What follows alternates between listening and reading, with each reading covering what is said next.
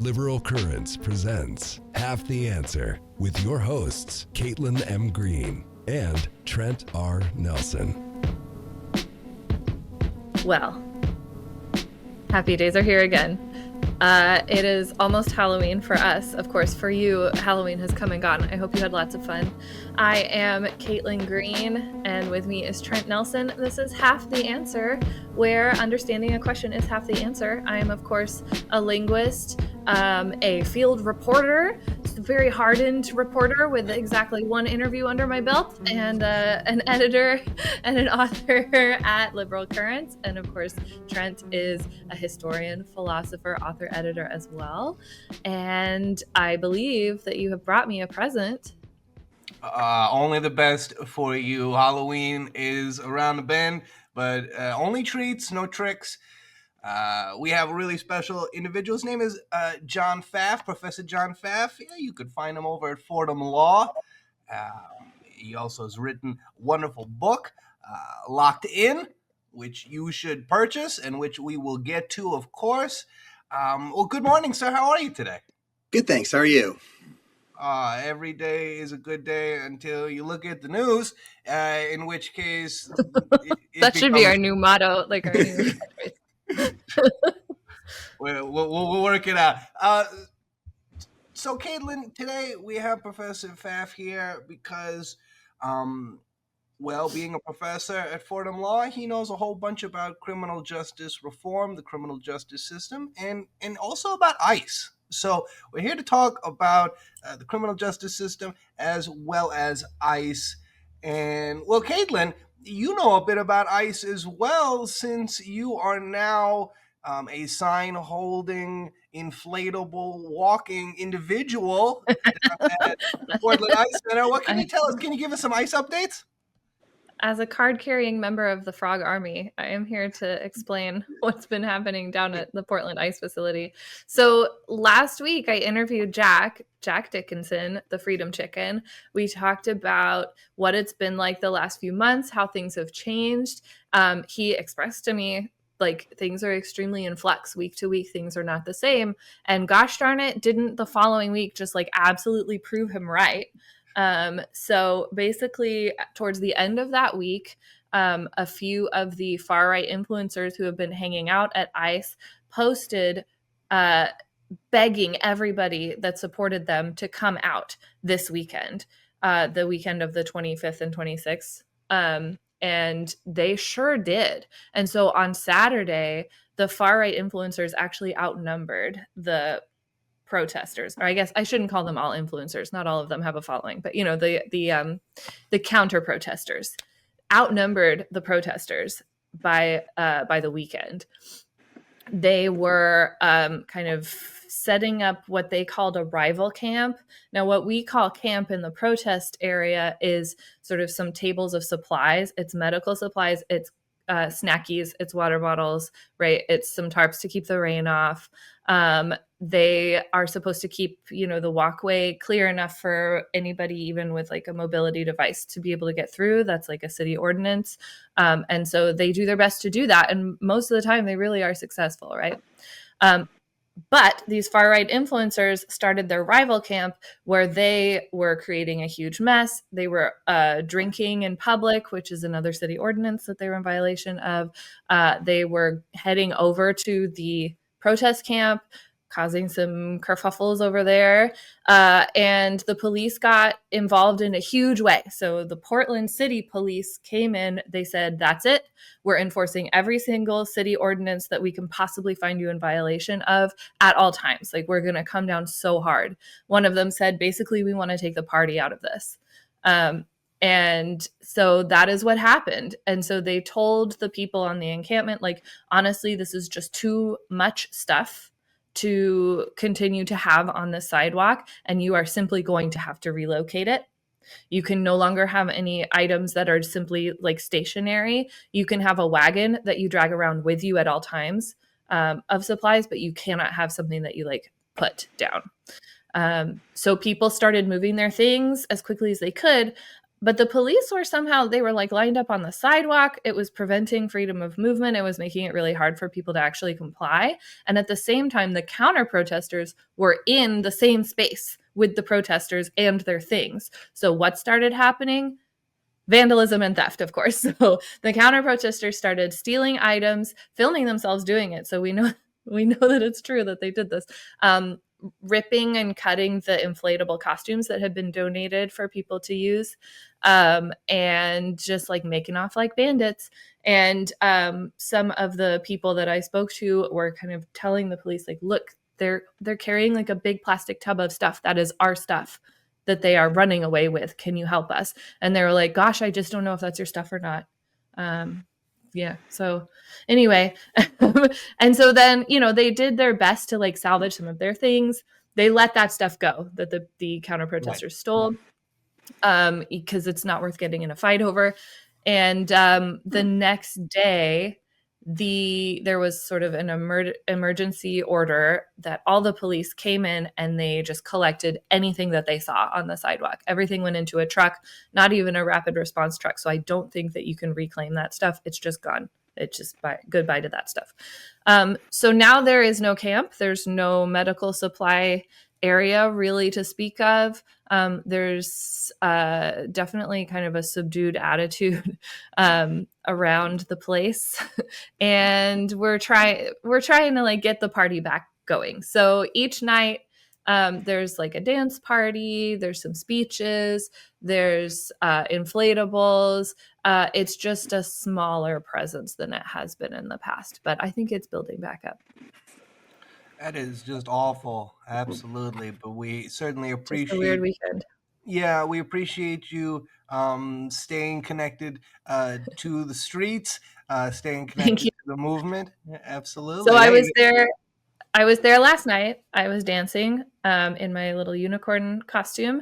It was great. I spoke to some of the people there, asked them how it's been. The party continues. The party really does continue. There were only 2 counter protesters present, maybe 3. I couldn't tell what the beardy guy was up to, but 2 for sure. Last night, and one of them was Tommy Wayne or whatever his name is, and he's not allowed to come within 200 feet of the ice facility, so he's not much of a menace because he's stuck at the end of the curb at the end of the block, and yelling. But once the 10 o'clock sound rule kicks in, he's not allowed to use his megaphone, and then truly nobody can hear him, and so he goes home. And his little friend came and tried to trigger some libs out in front of the ice facility. And he had a little thing of mace on his backpack, and he unhooked it so he could show everybody how dangerous he was. And he fumbled it and dropped it. And it fell beyond the police line that you're not allowed to cross. So he couldn't get it back. And that is the most excitement that we had that night. Very cool. Very cool. Remember, to our listeners and to our viewers, we can be annoying for longer than they can be fascists. So that's exactly right. And we had some safety volunteers. They're always there. There's the Humble Boys. I love them so much. They wear like a rainbow cap that says Humble Boys on it. And then there's a gentleman who wears a high visibility vest that says Love Thy Neighbor on the back, or Love Your Neighbor. And anytime they see a conflict starting to happen, they simply stand right next to the conflict, and they're ready to just like put their body in between so that nothing escalates into a physical fight, which is so nice. And they're very good at it. Absolutely. I mean, as we've spoken about previously here on this program, it takes a lot of work, a lot of effort to do the right thing. But there are a lot of people that are doing those things, not only in Portland, but across the country, whether it's in Illinois or New York or Texas or California, everywhere you look. Unfortunately, we don't have as much time for me to list every place that they might be. I almost forgot my big update. So it came out yesterday that on Saturday, when they started tear gassing protesters, Saturday the 18th, October 18th, which was No King's Day, people finished their No King's march, and then some people went over to the ICE facility to continue to protest. On that day, they tear gassed that whole street really, really badly, and people on the ground were unable to say exactly why that happened. They were like, I can't think of like a precipitating event. I just looked over and there was tear gas. Well, It came out in court yesterday that the first canister of tear gas was an accidental launch. And the ICE agent who launched it didn't own up. and everybody on the roof thought that they were under attack, and so they just started gassing. So it was an accidental friendly fire situation.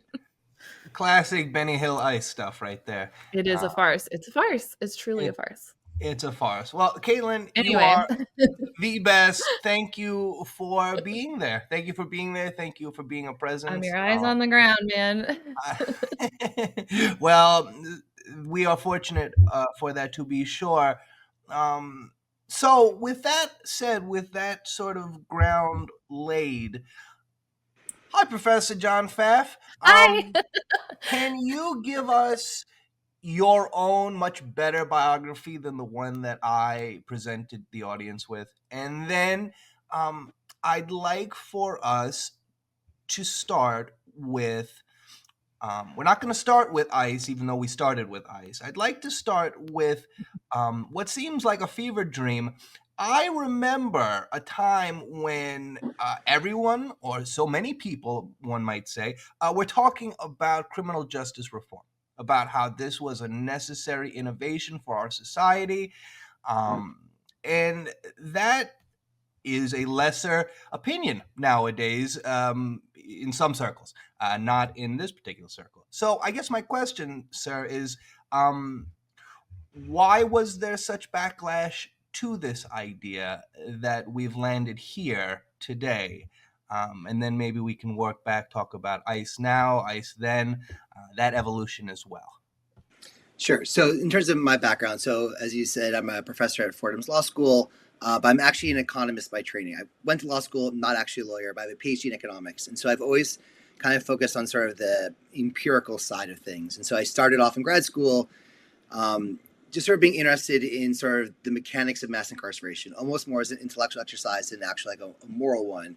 And realizing from the very start that I felt the way in which we talked about it probably was drastically oversimplified. As actually my entire sort of line of work kind of got started with a page B12 article in the Chicago Tribune in 2000. The dot-com bubble had just popped, budgets were collapsing, and there's an article about how Illinois wanted to close a bunch of prisons but lay off none of the guards.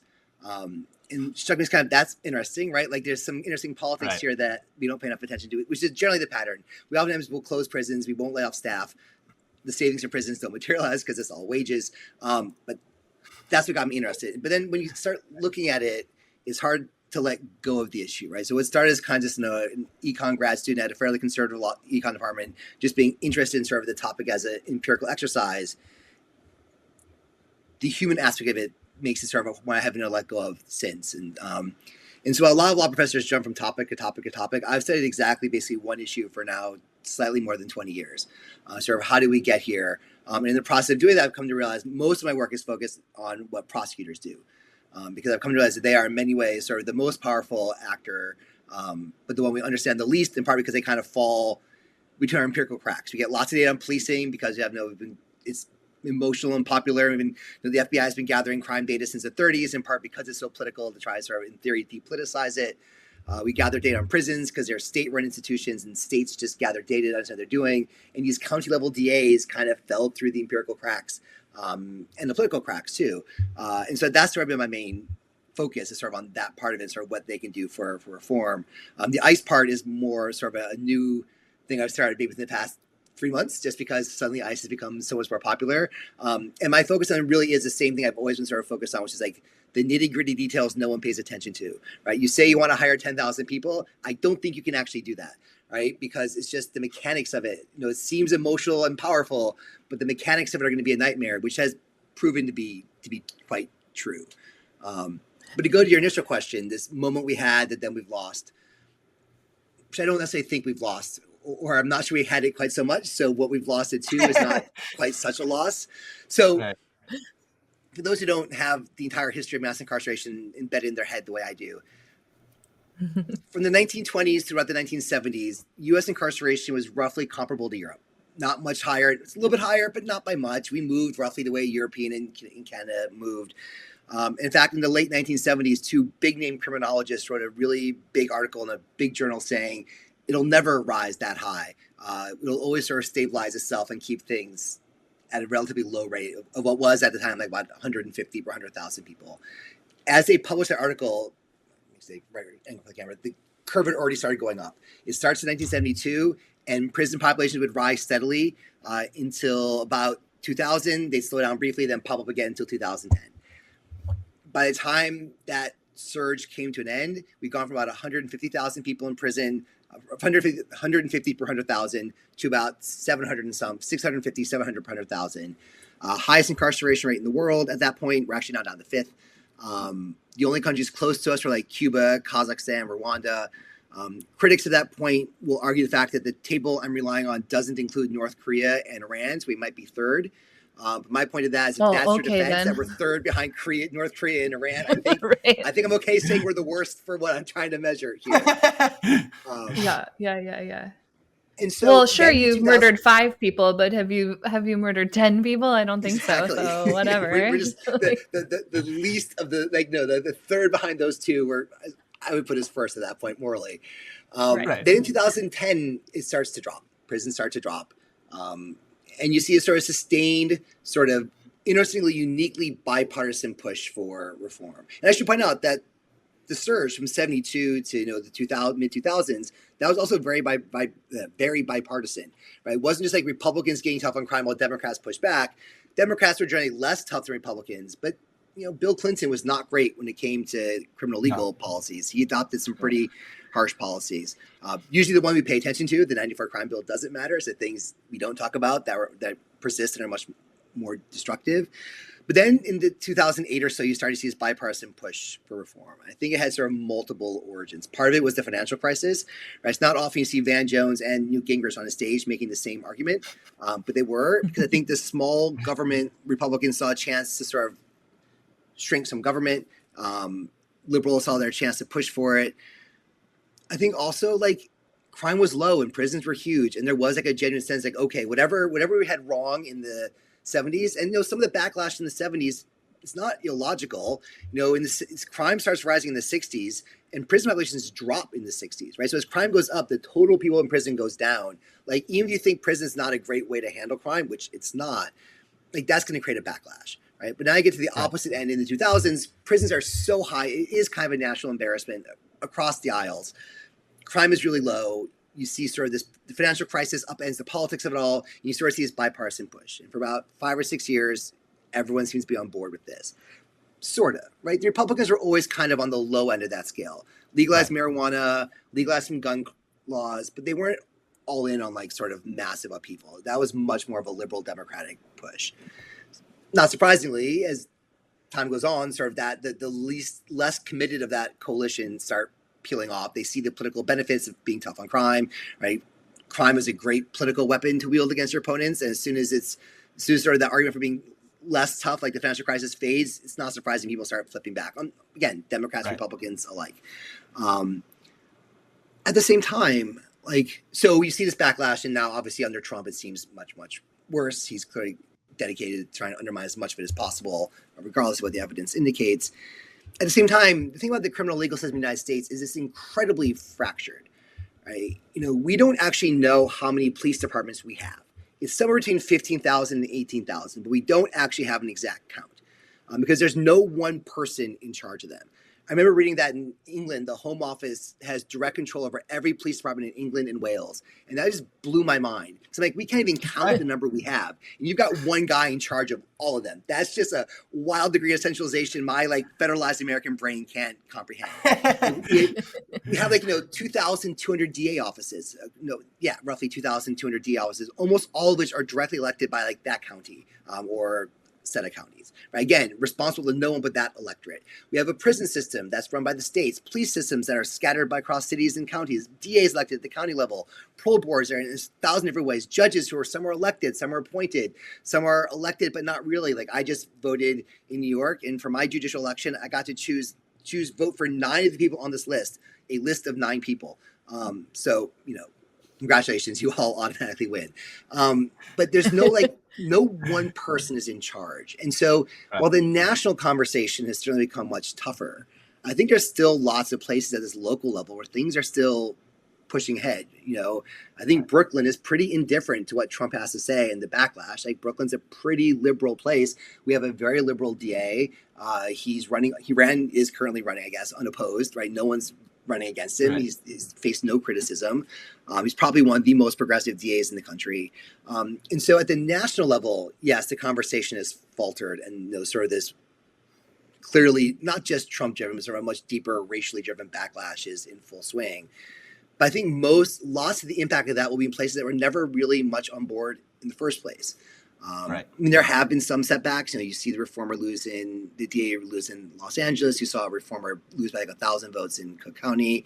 But even there, like, those are often as much more local stories than national ones, right? Like, there's a reason behind it, but it's not to say that Chicagoans are opposed to reform. I mean, my God, look at how Chicagoans are behaving right now against ICE, right? It was this distinction of these two candidates and the weird nature of, like, the Chicago electorate, which I could spend the next 4 hours just talking about DA voting in Chicago.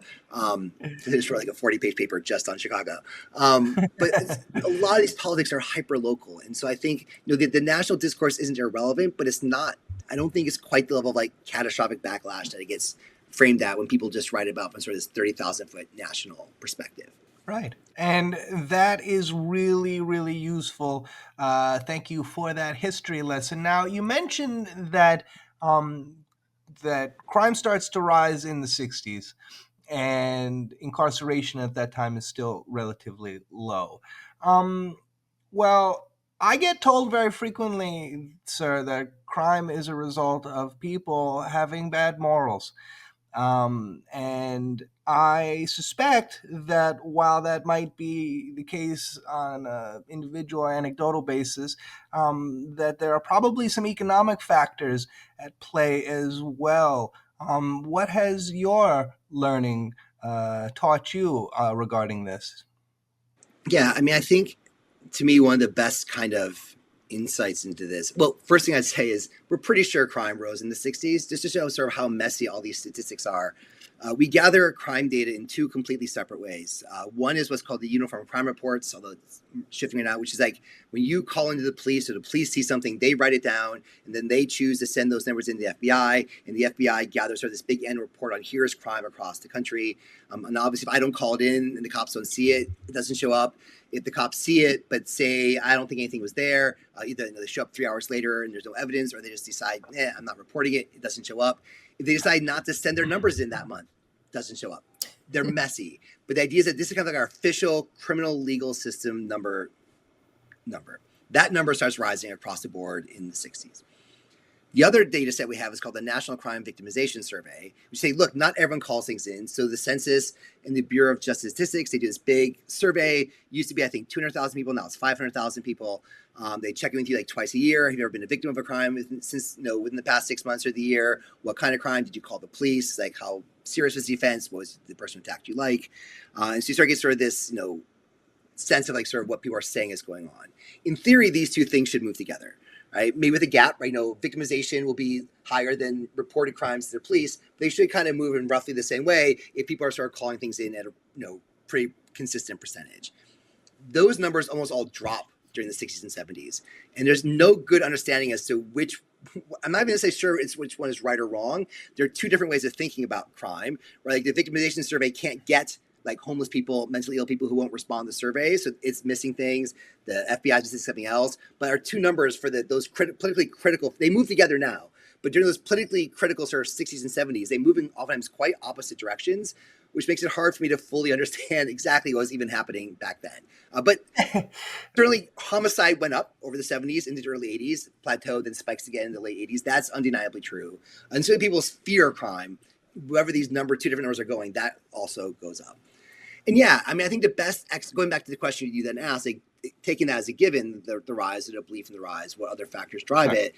There's a great book on policing called Ghetto Side by this woman, Julie Ovi. She was a reporter, was a reporter for the LA Times, who was embedded with a homicide unit in what was then called South Central Los Angeles, now it's called South Los Angeles. And for a while, she was thought to have actually one of the best like homicide data sort of any reporter around. Like her numbers are viewed as being just as good as the LAPD's official numbers. Like she really understood this stuff cold. In her book, she makes this argument that across time and space, Europe in the 1700s, South Central Los Angeles in the 1990s, whenever you have a bunch of young men who are denied upward mobility and the cops aren't monopolizing violence, they turn to violence, right? Between a combination of despair and boredom and just fear, right? There's a study of gun carrying young people in New York a couple years ago that a group ran. And they all kind of said the same thing. Why do I have a gun? Because one, I'm afraid that I'm going to get shot and the cops aren't here. And two, I'm afraid I'm going to get shot by the cops. So I want to have a gun to protect myself from that too. That latter one being a more unnerving answer. But as a general sense that, when the cops aren't really doing their job and when you don't have any sort of upward opportunity, you turn to crime, and that crime often is violent, or small disputes will rise to the level of violence. It's why I don't think that legalizing drugs, a lot of people say, oh, the violence is the drug war. Well, one, it starts before the drug war. And two, if you take the drugs away, but don't take the drug prohibition away, but don't improve any of the other underlying lack of upward mobility, the reason for the violence is going to change, but the violence won't. And for that monopoly of violence argument, it's very true that especially in sort of, poor Black neighborhoods, the police have completely renounced their control of violence. Nationally speaking, about 60% of all homicides resulted in arrest. That itself is kind of embarrassing, right? So 40% of all murders, no one gets arrested for. 65, 66% do get an arrest. If the victim's a Black man, it usually drops to about 1 in 3, 33%. So about 2/3 of all Black men who get murdered, no one is ever arrested for that murder. And becomes this vicious cycle that Leo lays out, where people don't trust the cops to actually do their job. And so they don't talk to the cops. But because they don't talk to the cops saying, well, you don't want our help, so why should we help you? And it's a really hard cycle to sort of yank yourself out of. But yeah, there are definitely plenty of structural issues at play in this. At the same time, most people in those situations don't commit violence, right? So it's not, you don't want to drift the air of it's all purely structural, right? Because then that kind of dehumanizes the people who live in those exact same conditions and don't turn to violence or crime or engage in violence or crime. But it is a hyper situational kind of situation where the pressures you're under, the stress, the strain, those play a huge role in shaping our resistance to impulsive and violent behavior. Right. It's a formula, to be sure, and not every individual fits within the formula. And to be sure, many, many millions of people suffer in poverty and do not commit crimes. And yet we see often that given the option between working a job that pays starvation wages or getting to do something else, people will choose the other thing.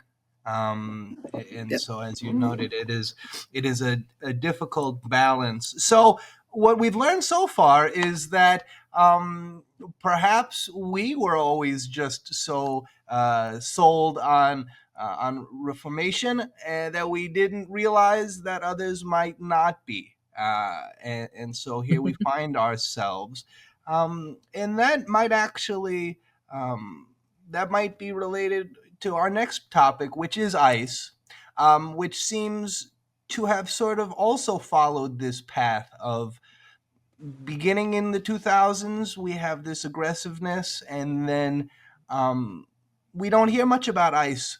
Well, in the white community, we don't hear much about ICE for a little bit of time. Others were always hearing about ICE. And then this president has come around, this 45th and 47th president, and he's decided that they should play a bigger role in the national functioning. We know that you're relatively new on this topic relative to the other topics that you've spent years on, but, well, can you give our listeners and viewers a little bit of backstory regarding that as well? How did we get here? Where we have folks wearing masks, kidnapping people within communities, from George Bush saying that we just needed to protect everybody. Right. So the history of ICE is only 24 years old at this point, right? So, well, actually probably 22 years old. So ICE is a product of 9/11. Right? So we've always had immigration, but prior to 9/11, it was in this thing called the INS, Immigration and Naturalization Service. It sort of contained all of our various immigration agencies. At least my recollection of it as growing up then was it was, kind of viewed as a mediocre agency, right? They weren't all that, occasionally La Migra would show up and raid places, but it wasn't like a presence. It was almost sort of known for sort of its sort of, lack of seriousness in some ways. 9/11 happens, and through the Patriot Act and other bills, they completely reorganized the entire sort of federal government security system. And it's done chaotically. I mean, it's it was literally like basically like 25-year-old interns just tearing apart org charts and throwing them together. DHS is a direct creation of 9/11. It did not exist before 2001. And it's mostly just an org chart of pre-existing agencies grabbed together, thrown together in haste and hurry, somewhat indifference by people who really weren't not necessarily all that time national security experts, and you create sort of this new militarized kind of version. That's where you get ICE.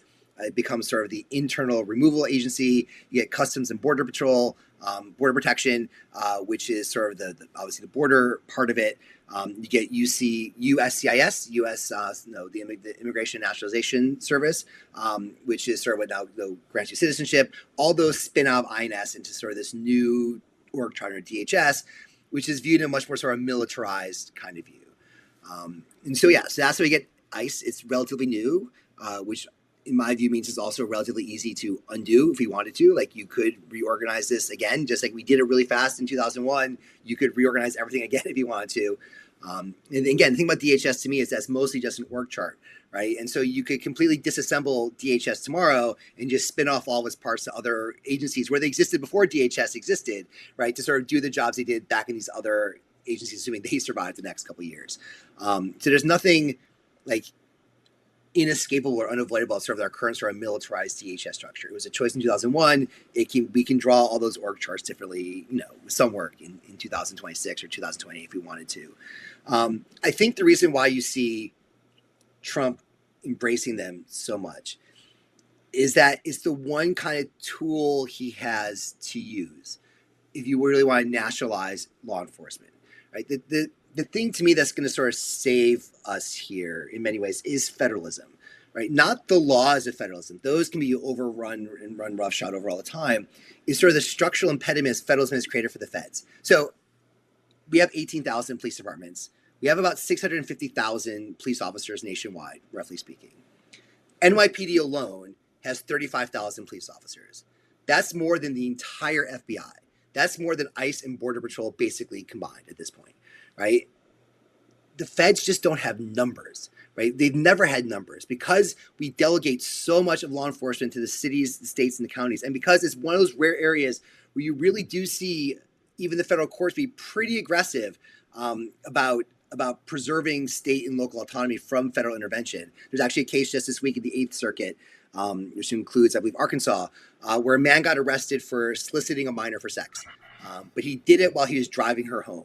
And so the feds argued, that's a road. Roads are federal. That makes it a federal crime. We're taking the case for ourselves.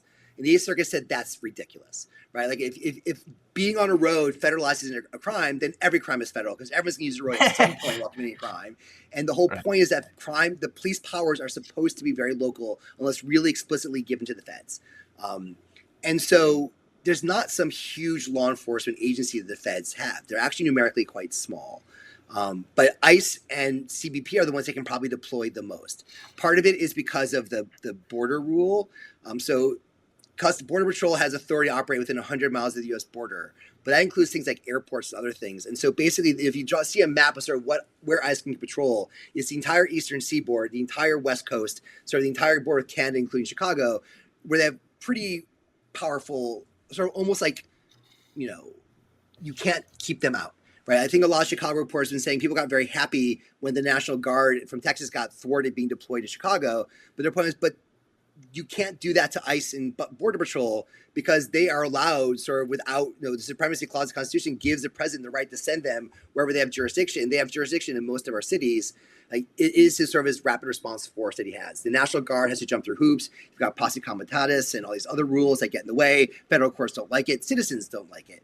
But ICE and Border Patrol, that's like he has a lot of power to send them where he wants to. And I think people like Miller and Lewandowski who are kind of like the people really running the show here on immigration. Mm-hmm.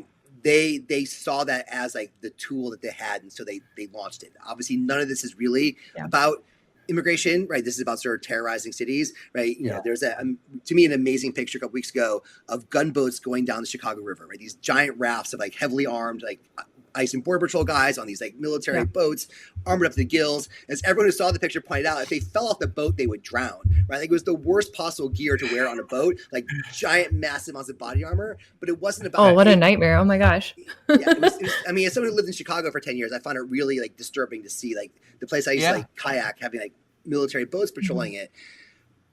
They're not trying to catch an immigrant, like on the Chicago River, right? That's just designed to like scare Chicagoans and make them feel miserable, right? And ICE and CBP have the jurisdictional power to do that easily. Yeah. And so it's so interesting. There's only 25 field offices for ICE in the whole country. That's so small, right? But when they show up with like so many bodies. We were experiencing this last night at the ICE facility where there were like, I don't know, 50 protesters and maybe 75 agents that, you know, they walk out of the gate and they put their hands on people. They're like, move, move, move. And they're like touching people's bodies and stuff. And it's all very like, it's supposed to be really intimidating. Of course, like part of our, method here in Portland is to try to show them that we're not intimidated by being very silly, and so everyone's like, oh, move, move, move, you want us to move, and like doing their stances back at them. My method is I like to gentle parent them because it's like the method I know. So I'm always like, okay, let's watch, show me how you can have really safe hands, everybody. Like, please do not put hands on your friends. Your friends did not ask you to put hands on them. Let's make sure we keep our hands in a safe place. Don't make a sad choice about your hands. And, you know, that's just my way of coping, really. But I would say also, like, they have numbers, but keep in mind that there's a reason why, like, all of our stories are coming out of Portland and Chicago, because they only have numbers in a small number of places, right? Right. You know, they can't get that many places. Right. Admits their, who knows what their current hiring efforts are. But before those started, ICE has about 5,000, 6,000 enforcement officers. These what are called ERO, or the guys with the guns and the armor. It's harder to count Border Patrol because every single Border Patrol agent is viewed as like an arresting officer. So every single CPB person gets a gun and like a badge, but you know a whole bunch of them are sitting at desks like dealing with paperwork, right? So I don't know how many people CPB actually has out in the field. Their official officer counts 20,000, but that's like all sworn CBD, and I don't know what the breakdown is between like guys with the armor and the tear gas versus like guys with the typewriter and the whiteout, which that dated me right there. The keyboard, and the scanner. So what? But NYPD has 3,500 police. Chicago has like over 1,000. LA has like 800 and some. LA has over 1,000. 2,000, right? If you deploy the entirety of ICE in one of those cities, it's not a lot. And you look at the maps when they do things, it's usually in a very small place, right? The stories come out of LA where like ICE and CBP are everywhere. Like the city is awash in federal law enforcement. If someone drew a map of where they were, LA's vast, right? And they were in like 1% of LA actually had any federal presence whatsoever. And for that 1%, it sucked, right? And in Chicago, obviously, you don't know which day where they're going to be, right? But to me, I don't like the term as a popular term because it uses too technical word, but it's like, I call it sort of like stochastic authoritarianism, right? So there's this term people use called stochastic terrorism, which is the idea. Stochastic means kind of random, right? And so stochastic terrorism is like, you don't know when they're going to strike, and that's what makes you afraid, right? And that's the idea, I think, here is like ICE and CPB can't be everywhere at once. They can't be most places at once. They can be about 2 places at once, but you never quite know where those 2 places might be. Which 2 places are.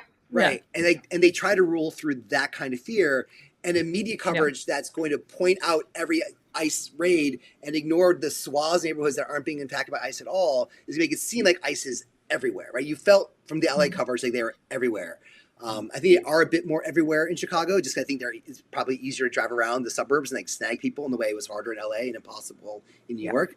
But I think this is why also a lot of the activity that we see of like actually officers out in the Portland area are in Hillsborough or in Gresham, because those are sort of the like suburbs or exurbs or whatever. They're like the areas where it's easier for them to do that stuff.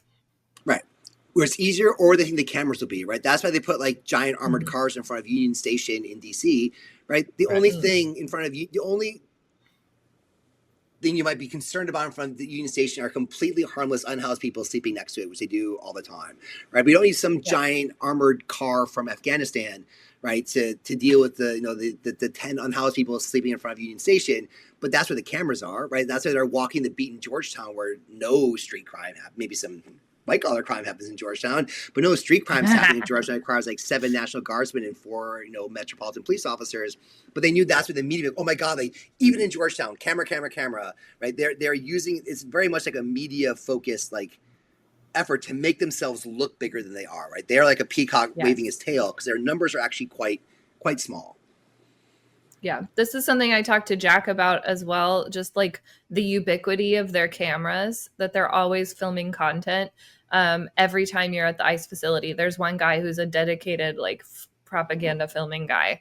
And he tracks with them, and he's got an iPhone, just an iPhone. He's like, here we go, I'm getting it. Flip side, of course, is the fact that the people protesting have their phones out too, and so you're seeing more what they do also, which I think has caught them a little bit off guard. Their bad behaviors on full display to an extent that I think they think it's looking great for them. I think the people running this spend probably more time than is politically healthy for them on Fox News and aren't realizing how this is playing elsewhere.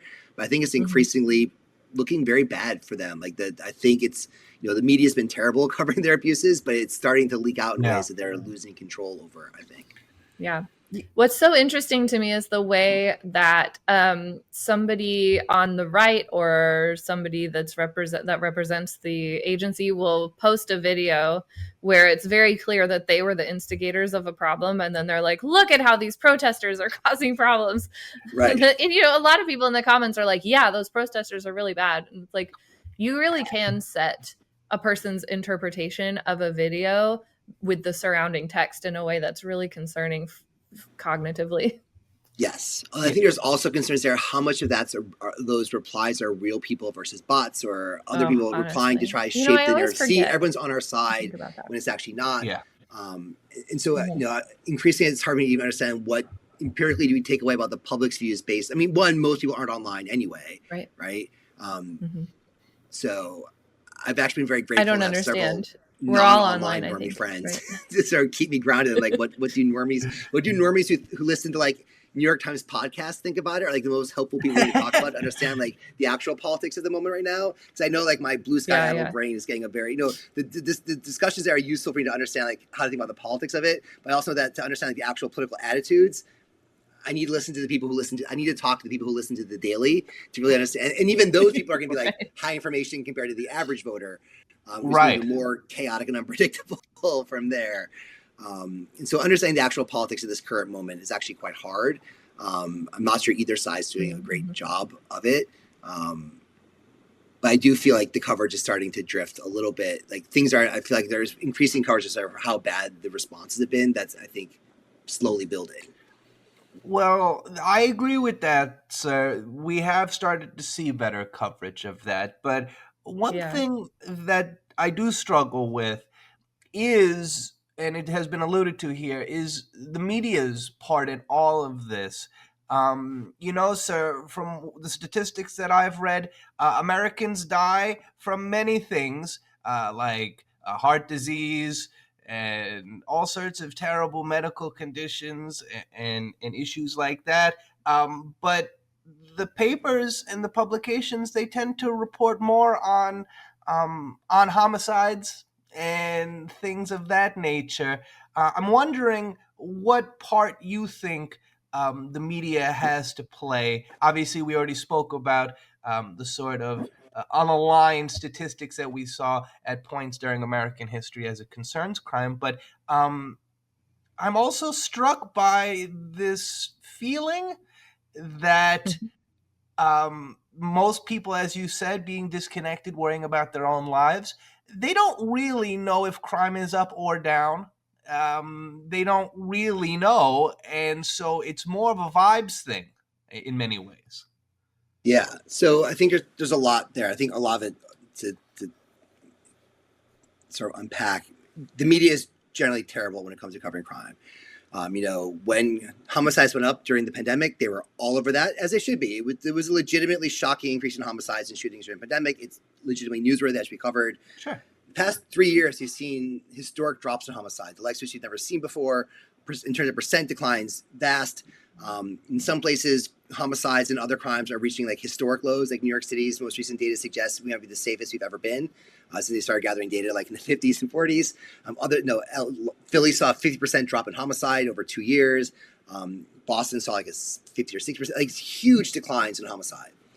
Nowhere near the coverage. And when they do cover it, they always feel the need to actually looking it up, the most remarkable example of this was CBS before Barry Weiss took over, had an article saying, crime is down. That was paragraph 1. There's some good news, crime is down. Not some good news, it's like historic drops. But the next paragraph starts, and I had to look this up.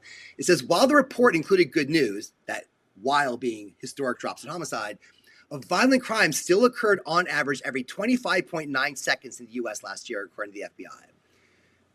I study crime for a living. I don't know how to interpret that number. I know it sounds terrifying, right? If every 26 seconds someone suffers a violent crime, my God, I'm next. But in a country of 350 million people, right, no one's going to do the math of, wait, that's every 30 seconds. That's 2 every minute. That's 120 every, all right, so how many hours in a day? Like how many people in the United States? Oh, I'm not going to get victimized at all, right? It's a completely untethered number, right? It's true.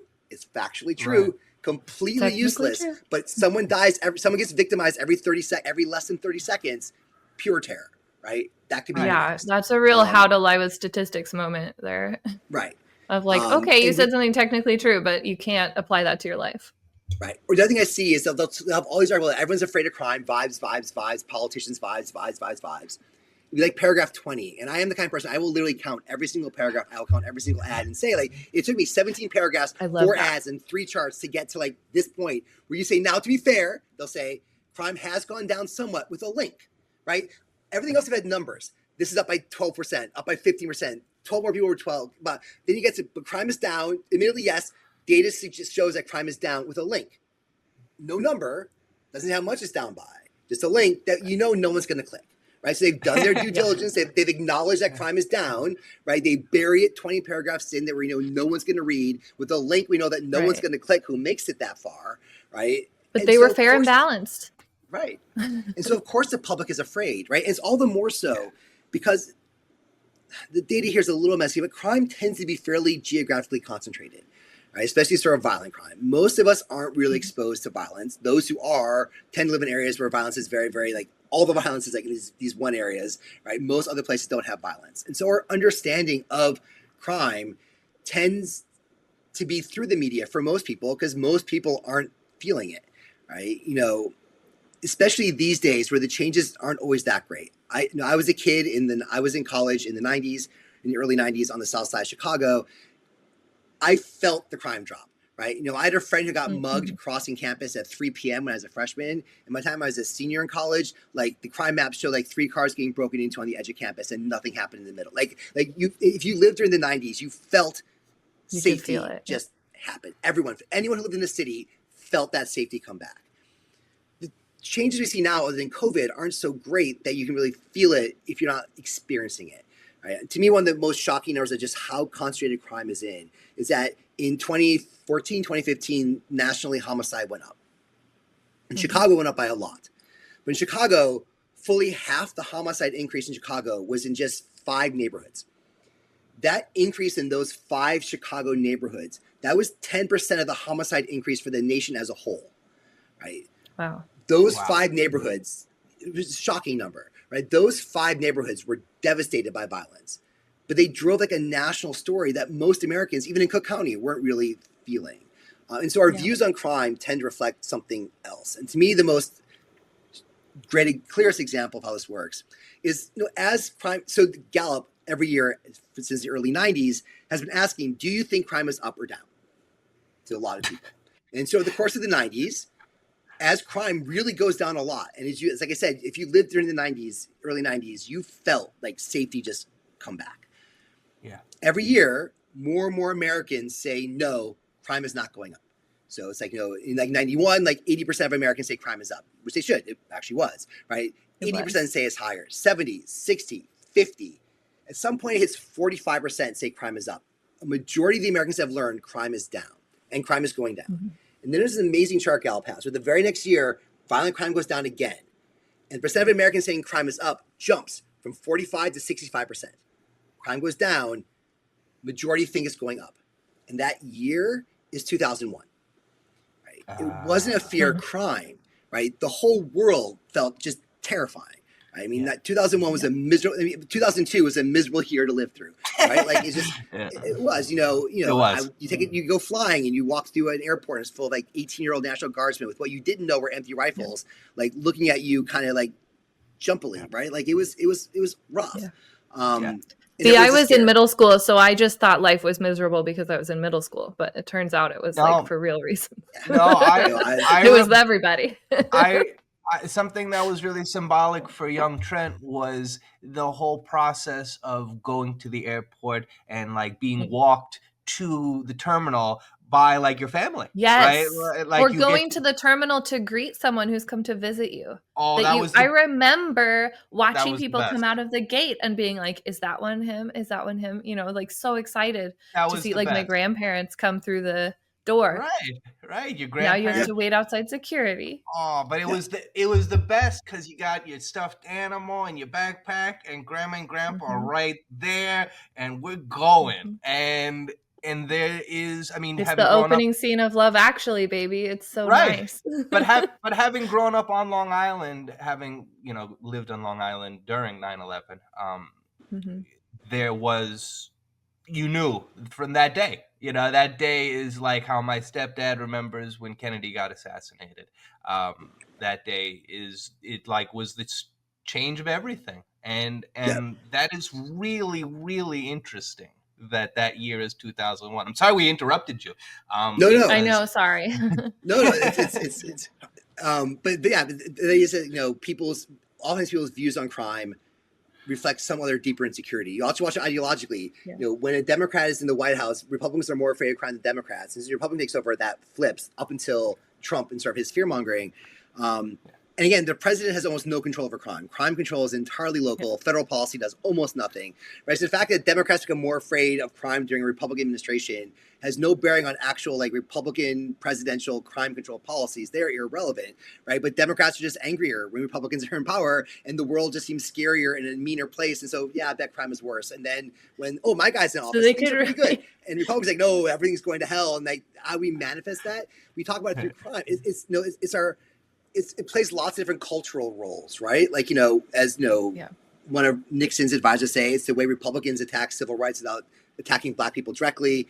It's our most common cultural touchstone. I mean, I counted last year. I think if you drop like the live game shows, I think 50% or more of all primetime TV shows are cop shows, right? Every show is a cop show, right? It is just kind of like crime is sort of the culture in which we are kind of like in crime control is what we're sort of marinated in these days, even if it's independent of what you actually experience.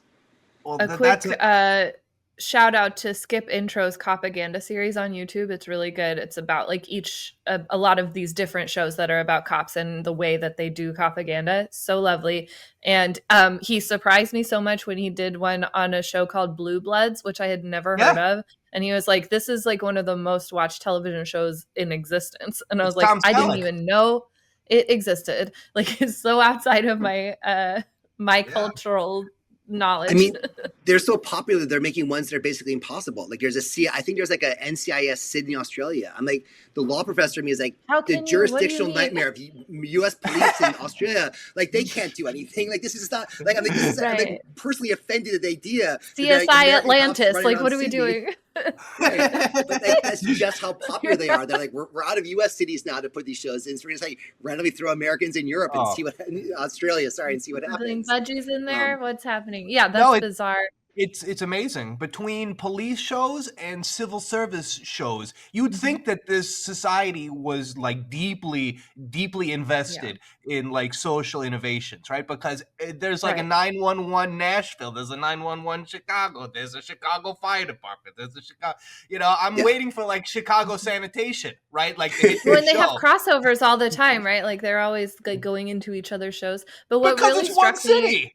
It's one yeah, city. right. It's just the civil service of one Or they'll city. be like, we're going to LA. We're going to be on the LA version. Like it's so weird. Right. But what really struck me also was that in a lot of those shows, some of the main characters are prosecutors, and they and the police are like eternally so frustrated by like bad guys getting off on technicalities, and the technicalities end up just being like their rights. Like Right. Yeah, no, there's definitely some like there's a broader issue of like sort of how those shows I think misinform Americans about what goes on. I think it makes me think there's too many trials, right? Like every Law and Order ends in a trial because like Law and Order plea bargaining would be a very boring show to watch, right? That's how that happens. Right. Also, like, But that's the majority.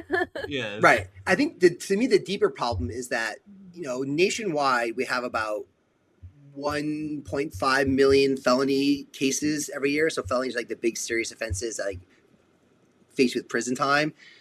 Obviously, that's what all the TV shows focus on, right? They're not going to have like Law and Order traffic court, right? But the fact is that while we have 1.5 million felony cases, we have about 13 million misdemeanor cases, right? And so this lower level misdemeanor system, traffic court, petty theft, low level drug stuff, the impact of that is vaster, right? Like the number of people who get touched by that system is literally an order of magnitude larger, 1.5 versus 30 million versus 13 million. Those cases can have real destabilizing impacts on your lives. There's no evidence that going through misdemeanor court necessarily, roughly speaking, improves public safety, but it definitely decreases earnings and sort of other lifetime outcomes. Yeah. But like our TV shows don't cover that. So people's view is like the cops are there going after the murders because that's what makes good TV. They don't realize that most of their job is this very low level stuff that probably doesn't have to be grinding through a system that be very disruptive in kind of like a tedious kind of way. It's very unphotogenic, but I think it gives people a sense that the cops really are the line. What their primary job is sort of this safety against violence, when that is definitely part of their job, but much of it's this like grinding system that can do a lot of real harm. A lot of the guys are trying to get like for throwing sandwiches in DC, they're busting them down to misdemeanors because that's kind of what it is. Like that's what allows us to do also a lot of this low level kind of enforcement.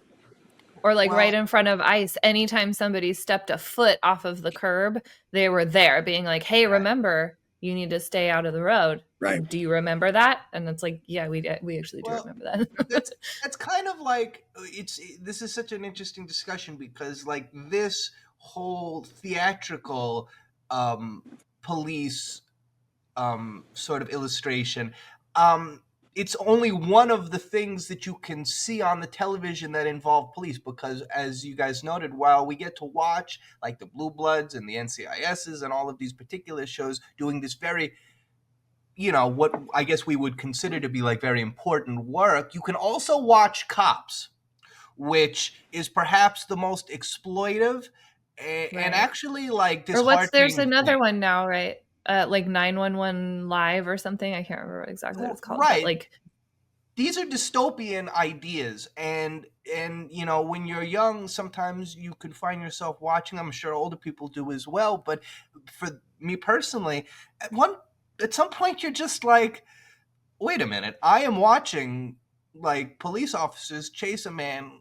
who like probably is really fucked up. Like he needs help. Yeah. Like he needs help. Like we don't need to be watching him as we would watch, like a dog chase a rabbit. This is all very barbaric. I don't want to watch that either, Trent. Well, you know what I'm saying. Like it's some game or sport. And right, this really harkens back to a time in which you go to the town square and you watch the guy get killed, and maybe you bring your handkerchief and you maybe soak it in a little bit of blood as a souvenir, right? This like very macabre outlook on society. And now you can do it from your lazy boy, so that's right. You can watch a dog hunt a rabbit from your lazy boy, and that is not good for anyone. No, I think, the cause and effect here runs in both directions. I think that gets like one core aspect of a lot of the criminal legal system is sort of fundamental dehumanization, right? Tied in no small part to race, right? That's very easy. There's plenty of evidence showing that white people tend to view non-white people as slightly less than human, but also mentally ill, the homeless, lots of other groups have similar dehumanization problems, but also the poor. It's true that our incarceration rate for Black people is off the charts. For Black men, it's going to be upwards of 1,000 per 100,000, right? But if you just look at white men alone, that puts us in the top 20, top 30 worldwide just for white men also, right? We're horrific against non-white men, to be sure, in ways that kind of are off the charts. Although I will also add that we keep racial data much better than other countries do. So France's racial numbers look a lot better because one part of, I think it's fraternité, is that we're all French, right? And so therefore France won't let you take racial data. And so you just have to guess what's going on. Even though I'm pretty sure the Algerians in the Banyuls as Paris are pretty well aware that they're Algerian and not French. The French data doesn't let us see the French racism. And so are other people who are talking to them, Right. So in some ways, we look worse than the rest of the world because we own up to our badness in an honesty that I think is legitimately commendable, that we really do try to understand the racial numbers, despite knowing what they're going to say about us. When other countries kind of put their head in the sands and try to hope no one can dig around too much.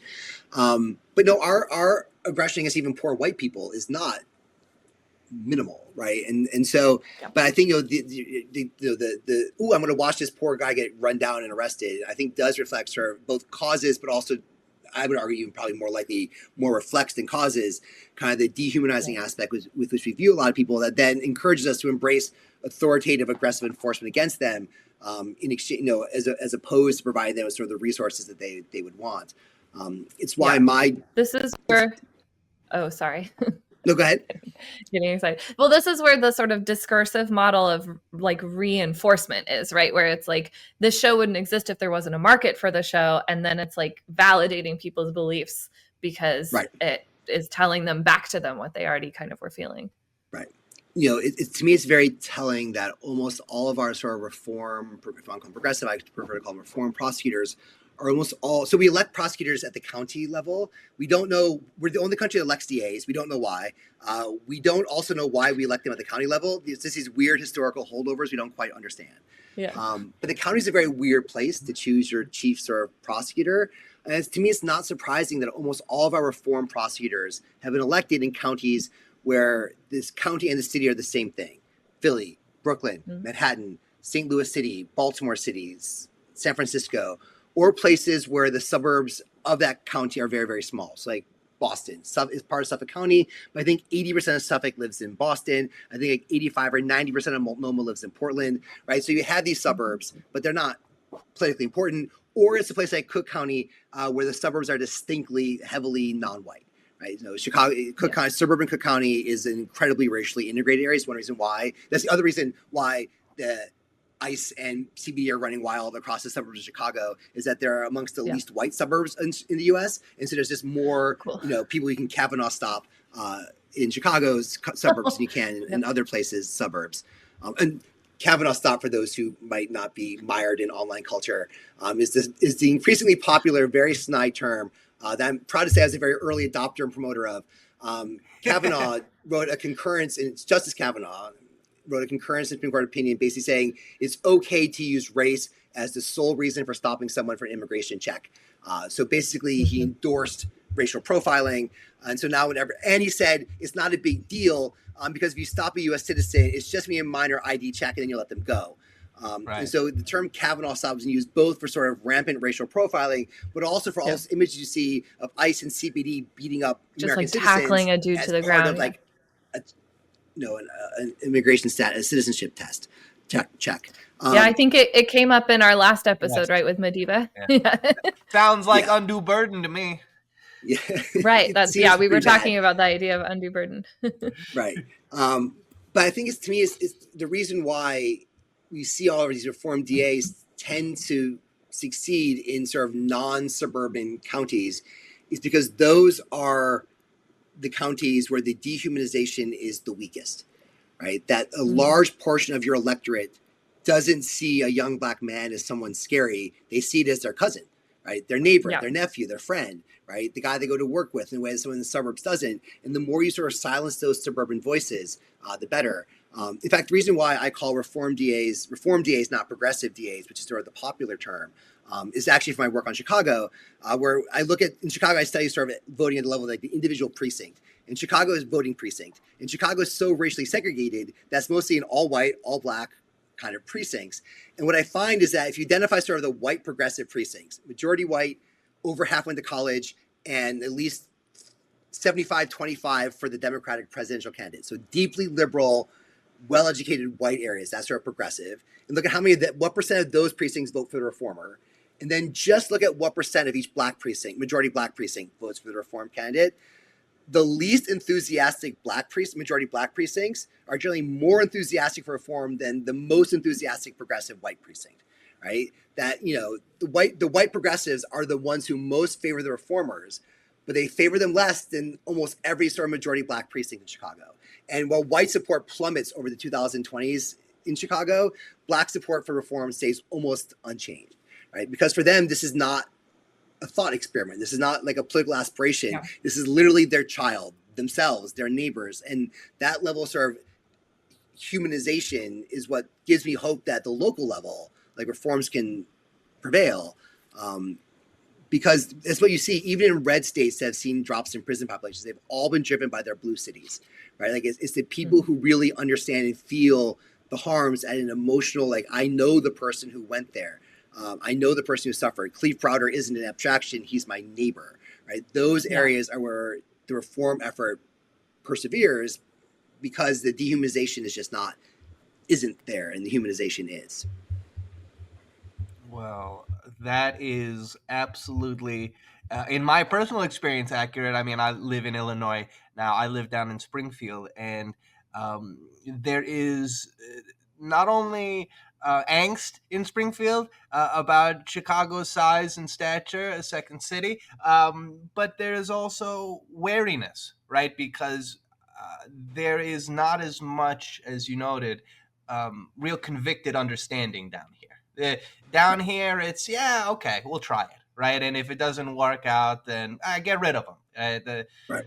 Another failure for reform, right? But up in Chicago, in New York City, I mean, we have, as you noted, people who have seen what it does to not only an individual, but to a family.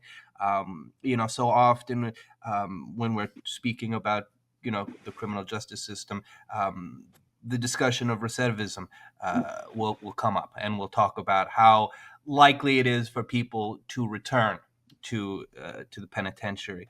But so infrequently do we think about what it takes from not only that individual, but from his family, from their family, from their community.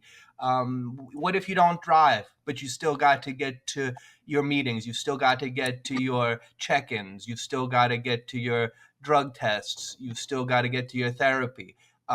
You've either got to take a bus, or you've got to have somebody that can help you. What about a job? How are you getting to your job? How are you paying? Right? Because parole and probation often want you to have a job, obviously, want to show that you're a part of society. All right, well, with all of these civil disabilities, it's quite difficult to be a part of society unless we have mom or dad or brother or sister or auntie or uncle. And now these people are all strained as well from living their lives, because now they've got to help their loved one, who they begrudgingly help because I love you, but God damn it, why did you do that? Right? And this is the story of so many families across the country.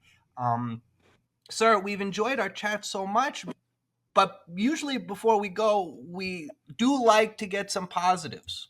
What are some positives that you can give to us in give terms us some of hope? Right, in terms of what might be. Yeah. So I'd say on sort of the things aren't going to be as bad as we fear side of hope, right, is the fact that we really are seeing that the efforts to ramp up sort of the federal law enforcement side really are faltering. ICE and CPB are really struggling. And this isn't a surprise. Trump tried this under Trump 1. And an internal DHS report said that if ICE wanted to add 10,000 people, they'd have to interview 500,000 people. And if CBP wanted to add, I think, like 5,000 people, they'd have to interview like 750,000 people. Like the yield rates are just so terrible. In part because the jobs are unpleasant. They don't pay well. They, you've seen all these ads for like try to like, steal police officers from other departments. And in one recent interview, most departments wouldn't say anything about it because why poke the bear? But the few that did say, yeah, we haven't lost a single officer yet. Why? Because we pay better. Right, we pay better. What they didn't say is we're more respected. Right, ICE is the second most hated federal agency is ICE.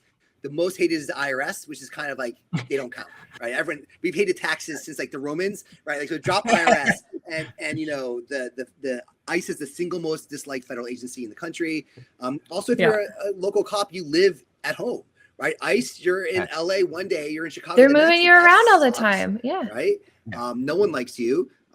You're surrounded by cowboys, especially CPD is their real cowboys who no one likes being around. And they keep saying they give a signing bonus, but it's not a signing bonus. It's like over several years or something. It's not as cushy as it sounds. I mean, the statute is completely unclear. It just says, here's a chunk of cash, do what you want in the one big beautiful bill. But yeah, I'm sure they're going to sort of spread it out. So you're not going to get all the cash all at once. And so people keep saying, well, they'll just hire like deeper into the talent pool, right? But they tried that in 2016, 17 when they're more popular. Like if they didn't do it then, why do you think it's going to happen now? Like that doomer attitude, they'll just get what they want. I really dislike that. And the evidence we're seeing now from some great reporting, like in the Atlantic and other places, is ICE really is struggling. Like people are flunking out. They keep saying, look, the ICE's rebuttal is the people flunking out are coming in like raw recruits. We expect, they say, we expect the 85% of our people from prior law enforcement have a fast track to get through. But why are these cops quitting to join a popular agency? They're retired. They're probably out of shape. They're probably the ones who their colleagues like the least. They're probably the worst of the worst, right? Like it's not guaranteed these are going to be like elite cops you're going to get. You're going to pay them less for a less pleasant job.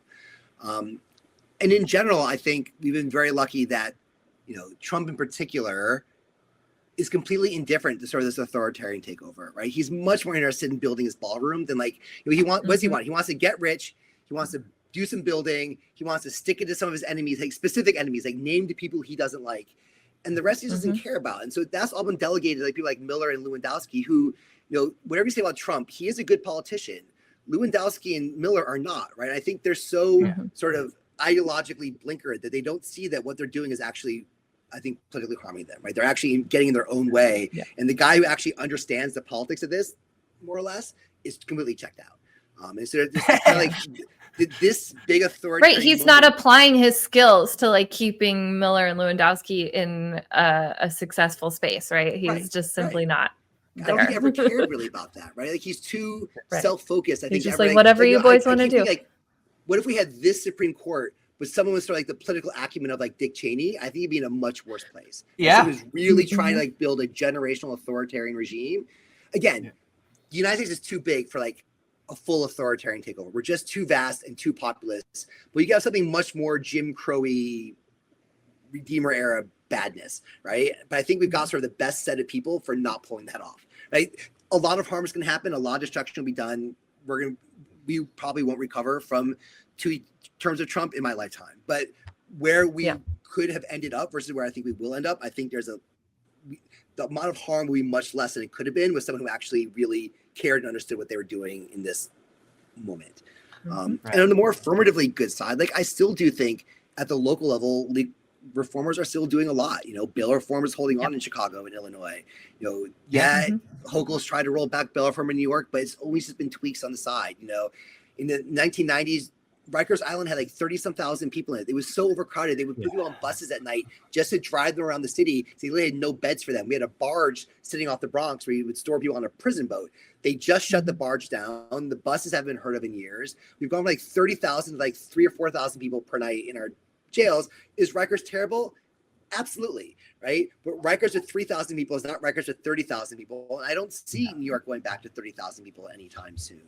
And so I think the national story, the national politics is kind of dark. Sure. I mean, how can it not be with sort of what we're hearing all the time? But criminal legal reform has always been local. I mean, even that national decline. I say prison population started dropping in 2008, but they didn't exactly. From 2010 to 2015, fully 50% of the nation's decline was just California alone. Mm-hmm. California adopted some new laws that they had to against their will, but they did it. That sort of emptied out their prisons. And they emptied out their prisons actually far more than we think, because there's this whole chunk of people who didn't really show up in the data who have completely disappeared from California's prisons. We spent like 8 months there. So we count prisons every December 31st. And you're supposed to be in prison for at least a year. So we should get everyone. But California's so overcrowded. They had hundreds of tens of thousands of people who would enter in like February and leave in like November. And you don't have the right data, you won't see them because they don't show up on either December 31st. They were never there on December 31st. And actually had data that allowed me to sort of look at each individual as they come and go, no matter what day they entered. And I found that California had tens of thousands of people every year we weren't counting. And the moment they passed this law in 2010, those people just completely disappeared. So people spending 8 months in prison for no purpose, gone, right? Back out in the public, doing something better with their lives. And so, New York State's prisons started dropping in 2000, just because New York City just stopped sending people to prison. We drove the whole state decline, but New York's been dropping from 2000 straight through today because just local politicians responding to local voters did something different. I think there's a lot of that kind of stuff going on, kind of like below the national radar. I think good that's below the national radar, right? That we don't necessarily hear about. It's not an easy story to tell, like in a doomer kind of way, and doomerism gets you the clicks these days, but it's there. And I think things are bad, but they're a lot less bad than we think. And there's a lot more sort of good reform efforts still taking place in the local level. And it's true, mostly in big cities, but that's also where most of the stuff is. If you look at DA offices, there's like 2,200 DA offices. The top 1%, so that's what, 20 some offices, they handle historically about 1/4 of all felony cases take place in about 20 offices. And in the top 10%, the 200 largest offices, they handle 2/3 of all felony cases, right? I don't care what happens in North Dakota necessarily, right? Like, the DA in Brooklyn, we have 3 million people in Brooklyn, right? The DA in Brooklyn has more of an impact than I think that, like, 150 DAs of the smallest counties, right? Like, the change is happening in the cities, but we do all the stuff. And so I think, and we're much more resistant to sort of federal intervention. And so I think there's reason at the local level to be optimistic, even as the national story is pretty dark. Right. You might get your mayor called low IQ by the president or whatever, but I guess you'll survive that. Also, I would say individual. Right? That's all he can do. Yeah, just be like, oh, very bad, very bad. But also on the individual level, right? Like there's just so much resistance to the increased presence of ICE agents and of these like trucks and things that just pull up on somebody and grab them. And if you are in one of those targeted cities, remember that that's not everywhere, right? Because they just can't be everywhere. And also, if you really want to be causing problems for them, you can carry your whistle, right? And if you see it happening, if you see agents nearby, you give 3 short blasts on your whistle. If someone's being detained, you do 1 long. It'll bring people out. You film, you send it to your local immigrant rights coalition. You just try to help those individuals out as much as you possibly can, interrupt the process. I think my favorite example along those lines of sort of the political miscalculation we're seeing was, I don't know if you've heard about Pajama Man in Chicago, but there's this video that went kind of viral. This guy running out of his house, he's wearing like fuzzy Black Hawk pajamas. I love Pajama Man. These ICE agents, like, get the fuck out of my neighborhood, you fucking Nazis. Yeah. And it brings other people out of their houses too. Like, right. But the guy who did that, he was a former state attorney, like assistant state's attorney. He's like, if you reach the point where a former prosecutor is running out in his pajamas to call you a fucking Nazi to your face, right? You've really miscalculated like your level of support. And you're really turning like that's right. default in your favor against you. And like, to me, that was like gave me great hope, right? That like, this is not it's just kind like, of, hippies coming out to protest. Like, you got former prosecutors like screaming at law enforcement, like, get out of my neighborhood, is a sign of a gross political miscalculation he that was will continue to grow. Such a badass.